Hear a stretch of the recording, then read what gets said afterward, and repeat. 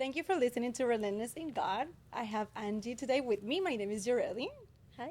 So Angie is gonna do some Q&A questions to me. I do not know the questions, so go ahead. We're gonna get real deep-ish. Okay. Do I have Kleenex? I didn't bring tissues. I was supposed to bring tissues. Okay. I forgot them, but it's okay. Just letting you know, if I need any Kleenex, I will scream. This is for you guys to get to know Yorely. I'm It's already super hot. simple. Okay, so really plain, simple, just really intro. Just tell us a little bit about yourself and where you come from. Where were you born? Ooh. Where do I come from? Puerto Rico. I'm 36. I got two amazing, gorgeous, handsome boys. What else do you want to know? I'm an insurance agent. I'm a coffee lover. Amen for coffee. What else can I say about me? How? I'm a beach girl. Okay, we love the beach. Yeah.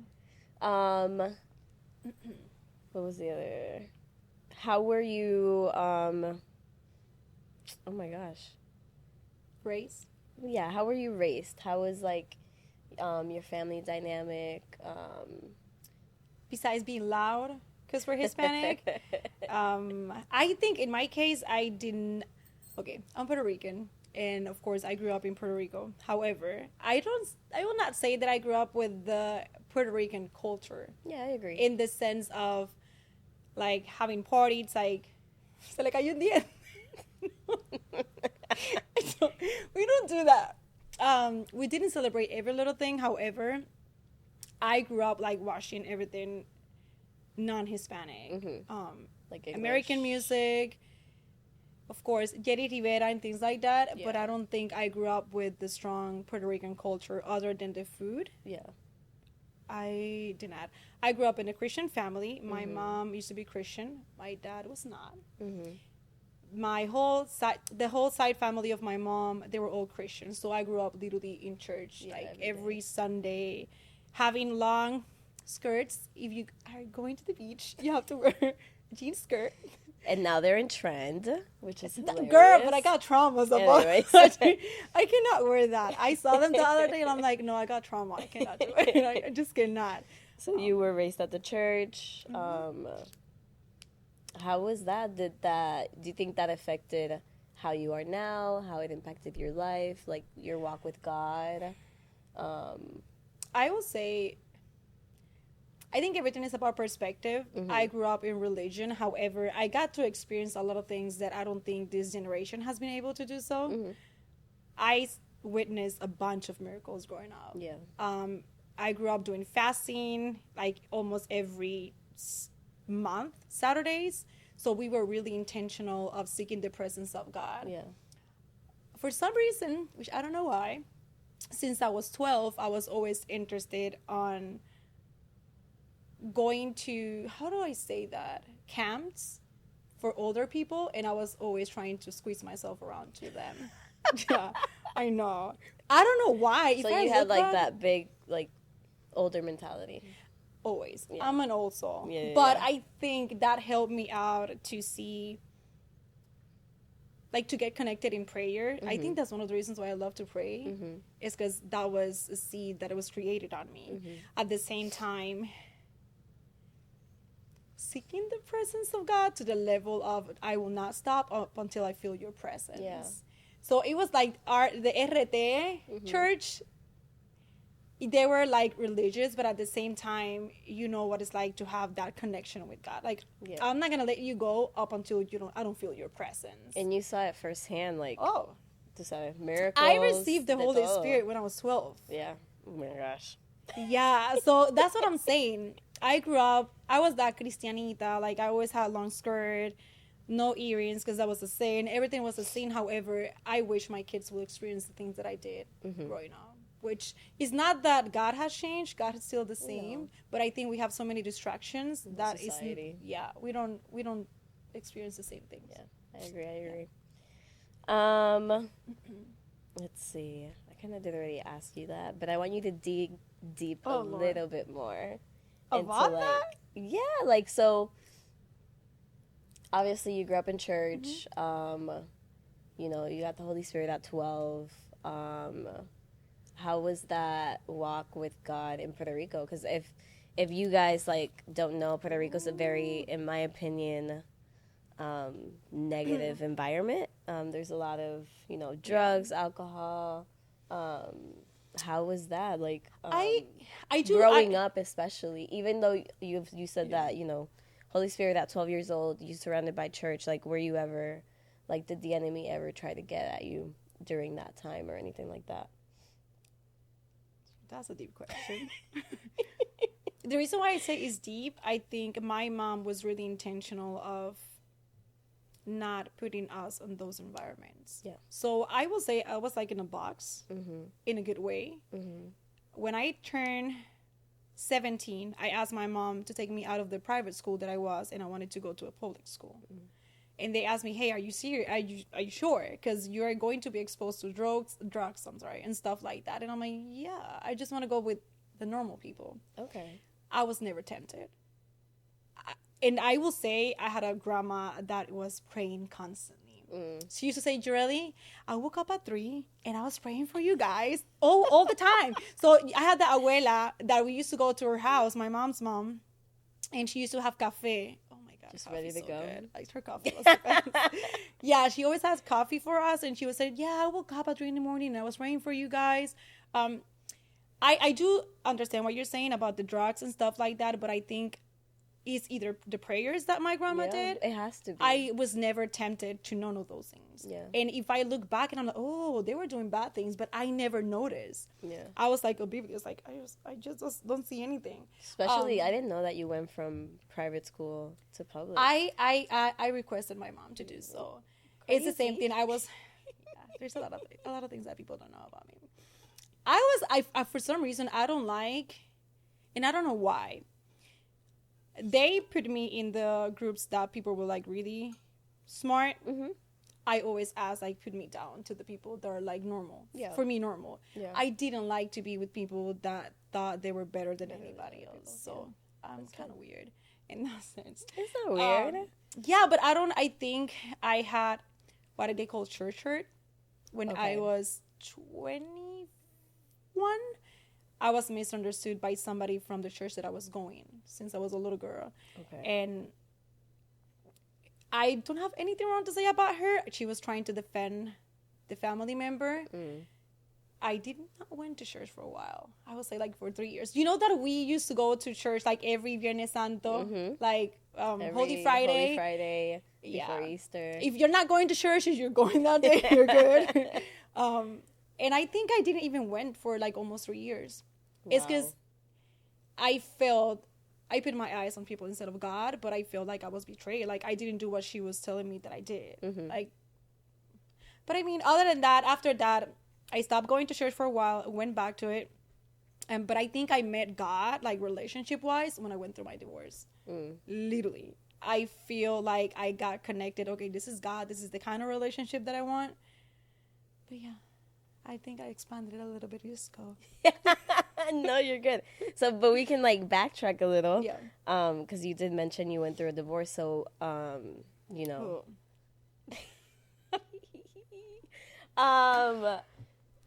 Yeah, the father of your two amazing, talented, gorgeous boys. Handsome, they are handsome smart boys. How is that? How was your relationship with God through that?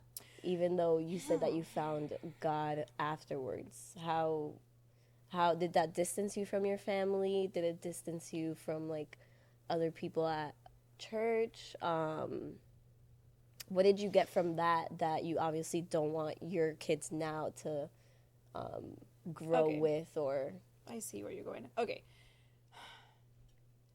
I see it now. I didn't see it at that moment. Yeah. That's why I'm really intentional with Aiden and Sebastian about your gift.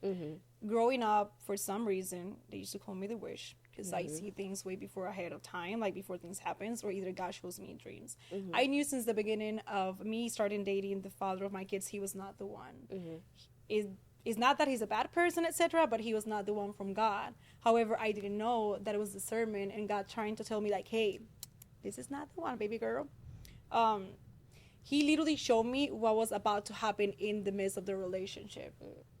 And I thought it was myself, like, being triggered. I know the word trigger now. I didn't know the word but back then. I don't think my relationship with God changed. I will say divorce is hard as hell because you don't get married with the mentality that you're going to break up. He was my first everything. Yeah. So my mentality as the church is, if you're going to have sex with somebody, you have to marry that person and you're going to stick with that person. So my mentality is, I don't want to sleep with any other guy than my husband. How the heck I'm going to do so? Yeah. And I think that's one of the reasons why I never experienced other relationship. And I'm not saying you should jump around in relationships. No, I'm not saying that. But I said, okay, if I sleep with him, I don't have any more options than staying in this relationship. Yeah. I don't. This is deeper, and I don't want to go that deep. I will say I never saw that as a failure. As a matter of fact, the reason why I decided to divorce, which I'm not going to bring the details here. If you want to know the details, go on the podcast in Spanish and you'll hear the details about it. But the reason why I did it is I got 2 boys and they're the head of the house. And I told him when I said, you have to leave your house, I got 2 boys and I don't want my kids to do the same thing you did to me. And I love you, but I love my kids more than I do. Yeah. So you have to leave. They come first. But yeah, I think religion makes you stay stuck in relationships just because you don't want to. I don't know how to say it. Help me on this one. I think I know what you're saying. Like you don't want to. You don't want to feel God. That's one. You don't want to feel society. You don't want to be seen as, oh my gosh, she's divorced. Yeah. But with it's that single mom, 2 kids. Like, how is she gonna do it? Like. But going back to the point that I wanted to say, it is knowing your gift. It is so important. Because if I knew back then that was a sermon and God trying to tell me, hey, this is not the right guy for you, I would not have married that guy. Now I know what the sermon is, 100%. Like, if something doesn't sit up in my spirit, I'm sorry, I'm not going to move forward with this. So that is something that I always say, Aiden and Sebastian. Like, literally, I had a conversation with Aiden the other day about that. I'm like, this is the reason why I want you to be so intentional of knowing your gift. And if your stomach, it is all over the place, that's not your stomach. It is God letting you know through your spirit. Yeah, so that's true. I agree. I'm getting so serious. No. Girl, you're good. Let's see. We can transition out of it. Okay, please do so. That's the serious story. Okay, so let's talk about Orlando. How did you end up in Orlando? Maria brought me to Orlando. Huracan Maria. So in that moment, my dream was always move to the United States. Okay. It was not as expected as it happened. Maria happened. I was an insurance agent back then, but I was a field agent. Field agent is like you literally, if you don't make a sale, you don't make any money. Yeah. At that moment, we didn't have any electricity, no water, no gas, anything. And I saw myself struggling constantly with the kids. Like, it was so hot that in 2 hours, the food was fermented. That's crazy. And I remember at 3 a.m, I said, God, I need to do something. I'm not going to keep putting my kids into this. And I called my sister. She said, Yorely, do you want to move here? And I'm like... Because your sister already lived here. Yeah. Okay. Literally, she moved a year before. It was like God preparing the ground. And I said, okay, I pray about it. And then I got a message from one of my family members. Hey, Yorely, we were able to buy your flight so you can come here. That's amazing. Yeah, but what it was not amazing is what came after that. I grew up literally, I will say spoiled, but not spoiled, because my mom showed me you have to work for what you want. But I had everything. Like, literally, when I was 16, I had a brand new car. I had everything. Yeah. I came here with $300 in my pocket. No house, without my kids. Nothing. Literally, with all of the burden of I'm moving to a new place. Yeah. Culture shock, which I did not expect that. Yeah. I thought I was bilingual back then. I thought so. So going to making a lot of money to working a front desk in a hotel, which for me was hard. I will not deny I was making good money back then. But then putting myself down, then taking the bus, which I have never had to do, ever. I had to start taking the links. Don't take me wrong. No. There is nothing wrong with that. Not bad. No. If I have to go back to it, if I have to go back to it, I will. But just keep in mind that I come from a house that I always had a car. Yeah. I never had any. I never liked anything. Yeah. To move over here, but I think the part that impacted me the most is being without my kids. Yeah. I used to do every little thing with my kids. If I had to do my nails, my kids were with me. If I had to work after 3, my kids were with me. And just taking myself apart from my kids for a whole year. Yeah. Oh, for the whole year. Yeah. I said, I'm not going to put my kids in this uncertainty. Like, I don't have a house. Yeah. I slept in an air mattress for months. So I left everything in PR, a brand new car, a brand new house, a brand new everything, and move over here with $300 and start from scratch. Living in different places for a long time. So not even with your sister? No. I didn't know. So in PR, you don't rent a room. You don't. Like there's no. Nobody does there that. There was no Airbnb at the time. No. So no. There was no Airbnb at the time. Have you ever seen in PR before the hurricane happened? No. We don't do that. Like everybody lives in their own home. Yeah. So somebody say, "Hey, Julie, there is somebody renting a room," and I'm like, "That's weird." What's that? 100%. I've been there. But I didn't. Let me tell you something. And I had a good experience because it shows you, like, how blessed I was. It doesn't mean that I was not blessed. I mean, but it gave me a shock. Like, okay, Julie. You had a house, you had everything over there, you're going to start from scratch. But I think God spoiled me in so many ways. God gave me literally most of the things that I got from my apartment, it was given by God. Oh, wow. To be honest. It's ridiculous. I never came over here with the mentality that I'm going to live out of the government. I didn't even know they had help from people from PR. For that. Really? No. Girl, I came straight to work. My mind was, I'm going to work, and I'm going to bring my kids here. You see, that kind of like... Well, it's not that. No. Not well, let's say like I came to the U.S. when I was like 13 or 14. I was in high school, whatever. But like they don't tell you the benefits you get when you move into a country. And like all the... When I came to high school, I didn't know I could do dual enrollment. I didn't know I could do these things that could benefit me for like when I was ready to go to college. No, I didn't know any of this because no one told me, and my mom didn't know because she didn't go to high school here, and they don't have that in Puerto Rico. So it's like I didn't even know that, but I didn't. I only knew about like the government helping, obviously after Maria, because of social media. Like, you know. I think I was under the pain and the shock of not having the kids. Yeah. I didn't have time to think about that. The reason why I knew there were help is because I was doing Uber one day and it was God sent. There was this guy who is I think priest? Padre? But it's not that the Catholic? No, he's married. Okay, so it's a different... Yeah. Religion. So he got into the car. We started to have a conversation. He said, "Oh, when do you came here?" And literally the conversation, like, it went great. And then he said, "Do you know that there's help for people that came from Maria?" And I'm like, "No."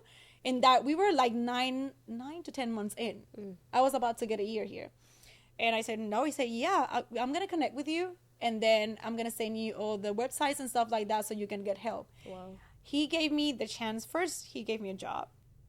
After a while, I got the chance to share in some newspaper interviews and stuff like that my experience of Maria. So literally the same thing I'm doing here. So cool. I did it once. Cool. It's not the first time I do it. And then they gave me a certain amount of money so I can buy furniture. They pay me a certain amount of months of rent. And I'm still doing a survey.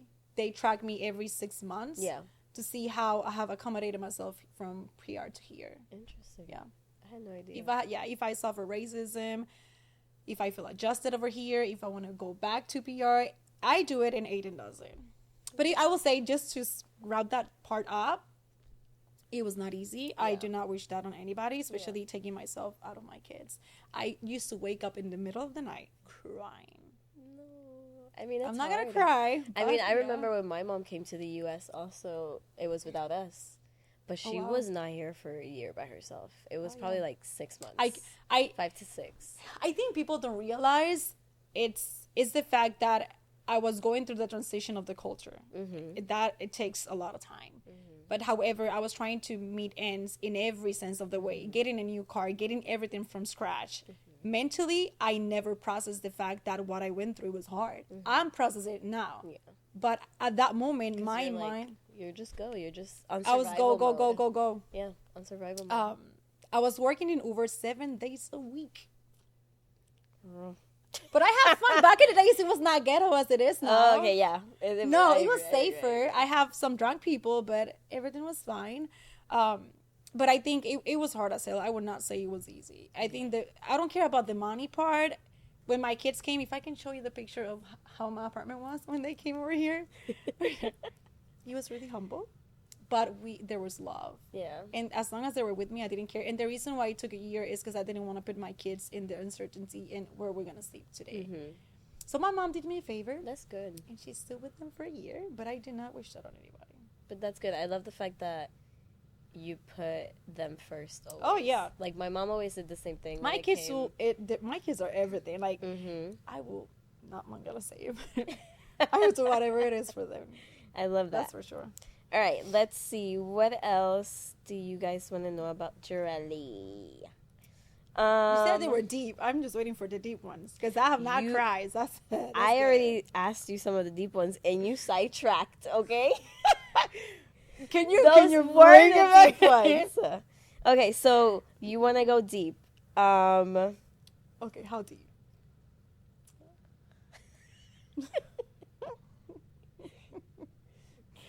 Do you think Maria was your lowest point? No. So what do you consider your lowest point? Last year. Last year was your lowest point? Yep. I have been to divorce. Divorce is hard as hell. And I will not say it was easy. Okay. But that's how I met God. Last year it was hard. Just from the fact that it was like literally God taking a bunch of wounds that I had for years. And at the same time, understanding that God is my foundation. My foundation maybe was another things. Last year was the hardest year. And I don't know. Besides divorce, I have started from scratch more than once. I'm not scared to that. Yeah. It was last year. I mean, I know some things that happened you last year. You can ask. I don't mind. But, so, was it, how do I ask it? However you want to. Did it have to do, well, let's backtrack. Do they know that you worked at the church? No. Okay. I never, okay, so that's one of the things. I decided to start working on ministry. And I don't think people realize the warfare that you experience when you work in ministry. But it's not only that, it's that you get all your wounds start to show up. The wounds that I thought I worked on. And I was bitter as hell. However, if you tell me, will you go back to do it again and go through the pain that I went through? Heck yeah. Yeah. 100%. Yeah. I don't think I would be where I'm at today with the mentality that I have today if I didn't went through that season. Yeah. Well, God put you in that season. Yeah. For but the reason why God put me through that season is because 7 years ago I ran from that season pretty bad. At that moment, I was ordained as a pastor. In Puerto Rico? Yeah. In Calle? Literally, the church was in Calle. ¿La droga? No, SDA. SDA. Never mind. Are you bringing that up, Angie? I'm sorry. No. So I was ordained as a pastor, as a woman's pastor. I didn't have accountability. I didn't have anything. Like, nobody literally beside me. I'm the first generation in my family that steps into things like that. My mom doesn't even know. If my mom washes, my mom doesn't even know that. Oh, wow. My mom, dad, nobody knows that. That I was a pastor. Yeah. I kept it quiet because I don't think I will take... You shouldn't take glory for titles. It's just a title, but it puts you, like, really low. Not glory, but, like... What did you learn from it, type of thing? You said you ran away from it. So it was hard. It was a hard season. They thought I had cancer in my thyroid. My kids were paying the warfare with me pretty bad. And I committed one mistake. I made one mistake, and I didn't extend grace for myself. And I remember I called the pastor. I'm like, nope. And I had a congress when I resigned. Going for it. You see, you're trying to take a lot of things out of me. The promotion was out there. Everything was planned. And I said, no, I'm not going for it. He said, Yorely, but God can forgive you. And I'm like, nope. And I did not forget myself. And I said, I don't want anything to do with my calling. I don't want to do anything with pastor. And funny thing is, I think the part that hurt me the most is that God gave me a bunch of titles for different things, another congress that I had going on. And because I didn't do it, and I was not obedient, and I ran from it, guess what God did? Give it to somebody else. And I had to see that in front of my face constantly. Literally the same title, the same ideas that I had. It was hard as hell. I stopped going to church. I came over here, this part is a part that nobody knows other than Stacy. What happened? I went to the church. Yeah. And I love to worship. But not alive. It was another church. No, it was not alive. Okay. I was in the singing ministry. I didn't know you sang. Yeah. I didn't know this. So, going back to that, I started in that church. Then I don't know what happened. Went to warfare again. Thank you. I didn't know it was warfare. Stopped going to that church. I started going to another church before Alive. And it was an amazing church, but I didn't feel challenged, and I didn't feel like I wanted to get connected. But Aiden loved the church, and Sebastian used to love the church. And I remember one day I said, I need to make a change. I need to get connected. I need to start serving because I love to serve. And then I pray about it. I saw Pastor Tab in an IG video. I said, I like this girl. I like her. I like her attitude. And then I did my research, and I went to Alive. And oh boy, has been life-changing, literally. So, it has for a lot of people. Literally, we changed life. That's what we live, and that's what I had. I got plugged in pretty fast. Till that day, I have not left Life. It's going to be like in 3 years. Yeah. You didn't leave, but you had a struggle, and you stayed. And that's a testimony right there. Talk about that, how much more time do we have? 5 minutes. Okay, I can do it quick. 5 minutes. Okay. So... And I think this is a good... She's bringing that up out of me. This is a good testimony for people that could possibly be going through something like this. Or like are battling with this. You know, church hurt is something like very big. But this is like the perfect testimony of... You Thank you. So cute. Okay, so going back to me working in ministry, I had the expectation of, I think there's the expectation that everybody has. Yeah. That everybody's perfect. When you work in ministry, you see people's flaws. And people hurt you because they're humans. The same way I hurt somebody, but I was bitter. I was bitter as hell. And I remember PK told me once, you're experiencing warfare pretty bad, but you have to suppress.